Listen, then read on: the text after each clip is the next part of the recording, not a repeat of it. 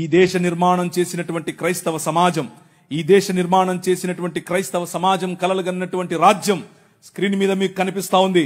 1807లో abolishment of the slavery act నీ రాజు తీసుకొచ్చాడు.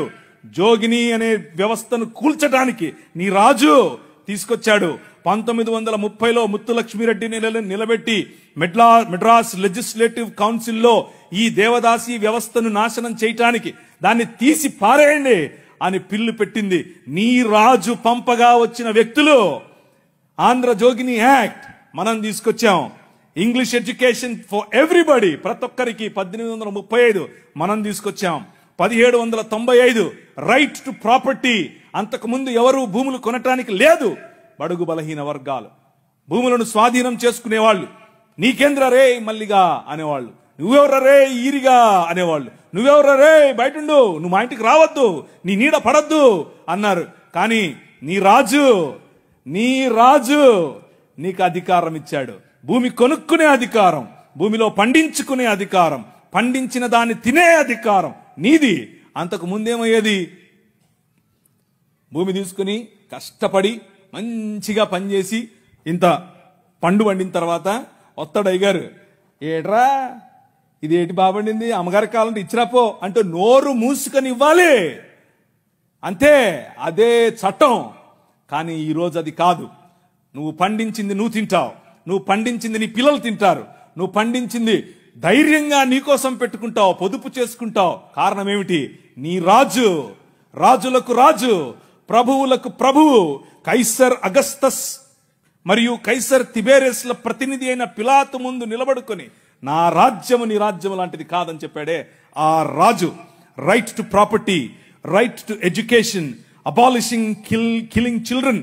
చిన్న పిల్లలను కొనుక్కొని వెళ్లేవాళ్ళు. రాజమండ్రి ఆయన ఒకసారి రాశారు, ఈ దాన్ని ఏమంటారు, కాటన్ గారు ఆయనకు రాసినటువంటి కాటన్ గారి గురించి రాసినటువంటి పత్రిక ఒక పుస్తకంలో ఇలా రాసిందట.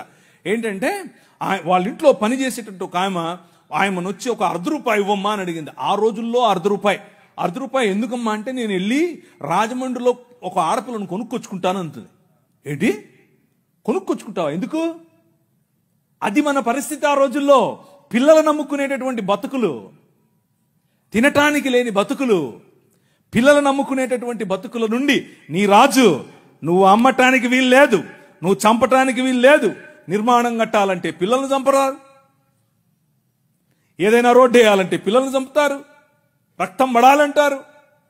ఇలా పిల్లలను, మన పిల్లలను చంపుతూ ఉంటే ఆపింది నీ రాజు.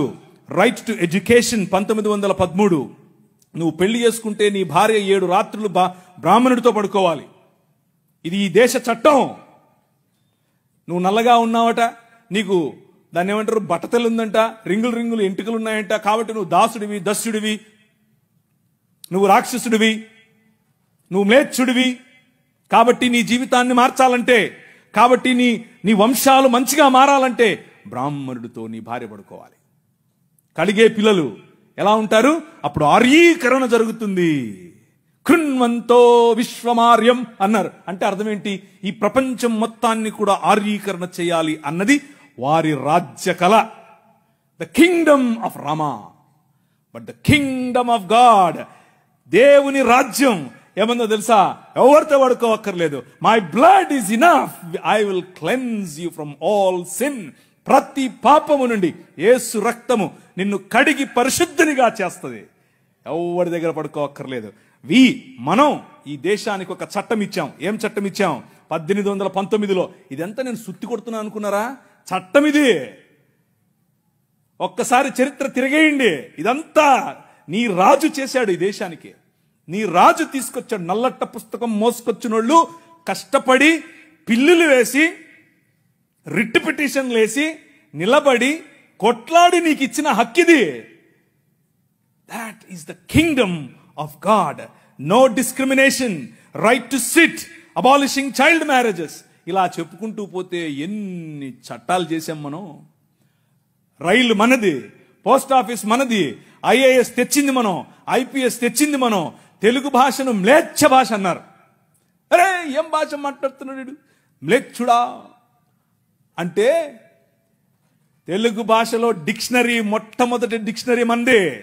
మీ నాయన రాజు, ద కింగ్, మనమిచ్చాం. CP Brown, he was a missionary. ఆయన కలెక్టర్ మాత్రమే కాదు, మిషనరీ. తెలుగు భాష గద్య భాగంలో మొట్టమొదటి పేపర్ మనది. తెలుగు భాష గద్య భాగంలో మొట్టమొదటి పుస్తకం మనది. వీళ్ళకు వాళ్ళ సొంత రామాయణం, మహాభారతాలు కూడా ట్రాన్స్లేట్ చేసుకునే దిక్కు లేదు. అది చేసింది మనమే. నిజం చెప్తున్నాను, నేను అబద్ధం చెప్పట్లేదు. మొట్టమొదటి ట్రాన్స్లేషన్ చేసింది కూడా మనమే. వాళ్ళు అది కూడా చేయరు. ఎందుకంటే విద్య పంచకూడదు. వాళ్ళ రాజ్యంలో విద్య పంచకూడదు. మన రాజ్యం అందరికీ విద్య, ప్రతి ఒక్కరూ చదవాలి. ఎందుకు? ఇదిగో నల్లట్ట పుస్తకం కూడా చదవాలి. అర్థమవుతుందా? నల్లట్ట పుస్తకం చదివితే దిమాగ్ ఖరాబ్ అవుతుంది, దిమాగ్ ఫిరాయిస్తుంది, మనిషి వెంటనే మనిషి అవుతాడు. ఈ రాజ్యం మనుషుల కోసం రాజ్యం. ఆ రాజ్యం తలకాయలో నుంచి వచ్చిన వాళ్ళకి మాత్రమే రాజ్యం, భుజాల్లో నుంచి వచ్చిన వాళ్ళకే రాజ్యం. ఈ రాజ్యం అందరి రాజ్యం, అందరికీ సుభిక్షత, అందరికీ పట్టభద్రత్వం.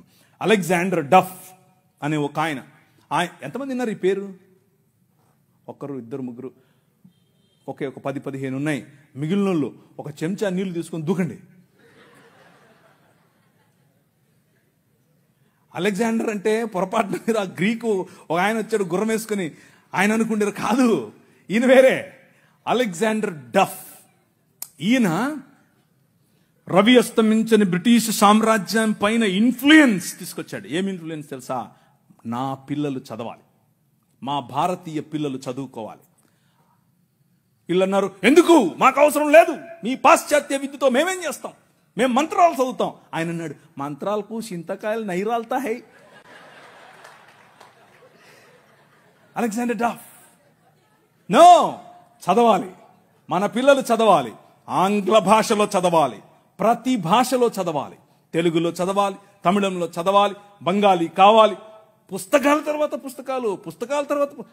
ఈ అలెగ్జాండర్ డఫ్ యొక్క ఇన్ఫ్లుయెన్స్ కారణం చేత ఈశ్వరచంద్ర విద్యాసాగర్, అలాగే రాజా రామ్మోహన్ రాయ్ ఇలాంటి వాళ్ళు నిలబడి, ఎస్, మా పిల్లలు చదవాలి, మా పిల్లలు కూడా చదవాలి, మంత్రాలకు మేమేం చేసుకోవాలి, అవసరం లేదు, ఎల్లమ్మకు పుల్లమ్మకు పోయి మీరే చదువుకోండి అని యూనివర్సిటీస్ ఒకే సంవత్సరంలో, అటువైపు మెడ్రాస్ యూనివర్సిటీ, ఇటువైపు బాంబే యూనివర్సిటీ, ఇటువైపు శ్రీరాంపూర్ యూనివర్సిటీగా ఈ రోజు ఏదైతే ఉందో బైబిల్ కాలేజ్ అనుకుంటున్నారో అది ఆ రోజు కల్కటా యూనివర్సిటీ.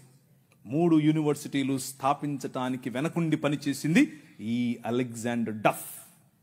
ఈయన ప్రభావం, ఈయన ఇన్ఫ్లుయెన్స్ కారణం చేత మెకాలే అనే ఒక వ్యక్తిని ఈ దేశానికి పంపించారు. పోయి చూసి రాపో బాబు, అసలు చదువు అవసరమా లేదా. ఆయన ఇచ్చినటువంటి నివేదిక, ఎస్, అందరూ చదవాలి. ఇంతమంది కూర్చొని ఉన్నారు, బైబిల్ సంకలో పెట్టుకుని ఓ వెళ్ళిపోతున్నారు, బాగుంది. కానీ ఏడి ఒక్క అలెగ్జాండర్ డఫ్? మీ ఊరి ఎమ్మెల్యేని ఇన్ఫ్లుయెన్స్ చేసే దమ్ముందా నీ దగ్గర? మీ ఊరి ఎంపీ దగ్గర నిలబడుకొని మాకు ఇది కావాలి అని అడిగే దమ్ముందా నీ దగ్గర? అలెగ్జాండర్ డఫ్ నీ కోసం కొన్ని 100 సంవత్సరాల క్రితం నీ పిల్లల కోసం ఆలోచించాడు. ఎలా కట్టాం ఈ దేశాన్ని తెలుసా? దూరదృష్టి, దూరంచే యుద్ధవాసనను పసిగట్టడం. యోబు గ్రంథంలో రాసినట్టు, గుర్రమును చూచితివా, అది వాడి రౌతును తిరస్కరిస్తుంది, తలతలలాడు ఈటెలను మెలమెలలాడు ఆ బల్లెములను చూసినప్పుడు రా రా అని ఉద్దండ కోపముతో మిడతల వలె గంతులేసి ముందుకెళ్తుంది. యుద్ధం అంటే దానికి అంత ఇష్టం. ఏది, ఎక్కడున్నారు అలెగ్జాండర్ డఫ్లు? రైజ్ అప్, ఇంతవరకు పాట పాడారు, లే నిలబడు, లే నిలబడు. ఎప్పుడు నిలబడతావు ఇంక నువ్వు? నీ చరిత్ర. డాక్టర్ బాబాసాహెబ్ భీమ్రావ్ అంబేద్కర్ గారి మాట అన్నారు. ఆయన కూడా ఒక చోట నేర్చుకున్నదే, మనమే నేర్పాం. The king of this world నేర్పాడు. ఏమన్నారు తెలుసా? చరిత్ర, నీ చరిత్ర తెలుసుకోకపోతే నువ్వు చరిత్రలో లేకుండా పోతావు. ఇది నీ చరిత్ర. ఇది నువ్వు ఈ దేశానికి, ఈ దేశ నిర్మాణంలో నువ్వు సాధించినటువంటి చరిత్ర. దారా యాక్ట్ 1879. దారా అంటే డెక్కన్ అగ్రికల్చరల్ రిఫార్మ్స్ యాక్ట్ దాని పేరు. ఆ రోజుల్లో స్వరాజ్యం లోకమానుడు ఉన్నాడు కదా ఆయన అన్నాడు, ఏమన్నాడు, ఆయన ఎందుకు అంతటానికి ఎవరికి? పేదలు, బడుగు, బలహీన వర్గాలు వెళ్ళి దాన్ని ఏమంటారు, దున్నుకుంటామయ్యా అంటే, సరే దా. అదేదో ఆ రోజుల్లో సినిమా వచ్చింది సబ్బు పౌడరు చూపించి వాళ్ళ దగ్గర భూములు తీసుకునేవాడు. ఆ టైప్ ఇడు. అలా చేస్తూ ఉంటే క్రైస్తవ మిషనరీలు అప్పుడున్నటువంటి డెక్కన్ ప్రాంతానికి రాజు అయినటువంటి హైదరాబాద్ హయాంలో వాళ్ళ దగ్గరికి వెళ్ళి ఇన్ఫ్లుయెన్స్ చేసి, నో అలా కాదు, అలా ఉండడానికి వీల్లేదు, దే ఆర్ పెసెంట్స్, వాళ్ళకి అంతంత వడ్డీకి రుణాలు ఇస్తే వాళ్ళు ఎట్లా కడతారు? వాళ్ళు ఎలాగో కట్టలేరు. కాబట్టి డబ్బులేమో ఇచ్చేసి వాళ్ళు కట్టలేని పక్షంలో వాళ్ళ భూములు తీసుకోవటం ఏంటిది? This is not righteousness, this is not right. అది న్యాయం కాదు. ఆయన భుజముల మీద రాజ్యభారముండును. ఆయన భుజములు ఎక్కడ? ఫ్రిడ్జ్లో పెట్టొచ్చుంటాడా? నువ్వే. This is his body. ఇది ఆయన శరీరం, ఆయన భుజములు ఇక్కడే ఉన్నాయి. ఆ రోజు వాళ్ళు గుర్తించారు, అది నా బాధ్యత అని గుర్తించి వాళ్ళకి 25 పైసల కంటే ఎక్కువ వడ్డీకి రుణం ఇవ్వటానికి వీల్లేదు అని యాక్ట్ చేశారు. ఈ రోజు కూడా అది అలాగే అమల్లో ఉంది. That is your king. నీ రాజు అది. ఈ దేశాన్ని అలా నిర్మించాడు. శామ్ అగింబాటమ్ అనే ఒక ఆయన గ్రీన్ రెవల్యూషన్ ఈ దేశానికి తీసుకొచ్చాడు.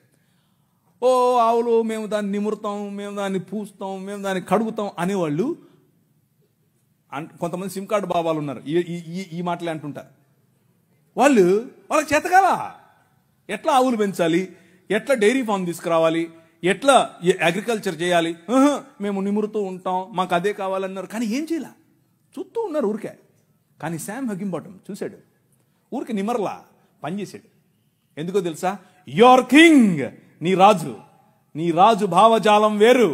ఊరికే దాన్ని పట్టుకోనేది కాదు ఆయన రాజ్యం. ఆయన రాజ్యం దాని ద్వారా అనేకులకు ఉపాధి, దాని ద్వారా అనేక కుటుంబాలు బాగుపడాలి, అనేక కుటుంబాలు నూతనపరచబడాలి. ఆయన 21వ అధ్యాయం ప్రకటన గ్రంథం 3, 4, 5 వచనాల్లో సింహాసనాసీనుడైన వాడు ఈ విధముగా సెలవిచ్చుచున్నాడు, ఇదిగో నేను సమస్తమును నూతనపరచుచున్నాను, క్రొత్త ఆకాశము క్రొత్త భూమిగా తయారు చేసేటటువంటి అగ్నిలో పుటము వేసి బయటకు తీసినట్లుగా ఈ ప్రపంచాన్ని పునరుత్థానము చెందించే పనిలో నన్ను వాడుకుంటున్నాడు. That is your king. ఆ రాజు వచ్చాడు, ఆ రాజు పని మొదలెట్టాడు. ఎలా మొదలెట్టాడు? ప్రతి సమాజాన్ని పట్టుకోవటం ద్వారా, ప్రతి ప్రభుత్వాన్ని ప్రభావితం చేయటం ద్వారా. ఆనాడు నిమ్రోదు సమయం మొదలుకొని ఈనాడు నరేంద్ర మోదీ గారి ప్రభుత్వం వరకు హీ ఈజ్ ద కింగ్. ఆయనే నడుపుతున్నాడు, ఆయనే చేస్తున్నాడు. మన జీవితాలను మరింత ప్రభావవంతమైనదిగా చేయటానికి ఈరోజు భారతదేశం అన్ని దేశాల కంటే రిలీజియస్ మైనారిటీస్ పైన ఒత్తిడి తీసుకొని రావటంలో, వారిని హింసించడంలో ప్రపంచంలో ర్యాంక్ నంబర్ 1 మనం. నంబర్ 1 ర్యాంక్ మొన్నే వచ్చింది. రిలీజియస్ మైనారిటీస్ అంటే మనమే. మనలను హింసించటంలో భారతదేశం నంబర్ 1. పాకిస్తాన్ కాదు, ఆఫ్ఘనిస్తాన్ కాదు, సోమాలియా కాదు, ఎవరు కాదు, భారతదేశమే. చచ్చిపోయిన వాళ్ళను కూడా గుంత తవ్వి బయటకు తీస్తున్నారు ఛత్తీస్గఢ్లో. ఎందుకు చేస్తున్నారు తెలుసా? ఇదంతా భయం. ఏంటా భయం? వీళ్ళందరినీ మనుషులు చేస్తున్నారు, వీళ్ళందరూ సమానం అంటున్నారు. మనుష్యత్వం, మతం మనుష్యత్వం ఎదుట నిలబడలేదు. భయం దానికి. మతానికి నిజమైన మనిషిని చూస్తే భయం. నిజమైన మనుష్యులను తయారు చేసేటటువంటి దేవుని రాజ్యం, నిజమైన మనుష్యత్వాన్ని ఈ ప్రపంచంలో వెలుగుగా ప్రకాశింపచేయటానికి పిలువబడినటువంటి దేవుని రాజ్యం. ఆ రాజ్యం నిలబడాలి, ఆ రాజ్యం పోరాడాలి, ఆ రాజ్యం భయంకరమైనటువంటి ఈ ఒడుదుడుకులలో కూడా నిలబడాలి. అలా నిలబడటానికి మీరు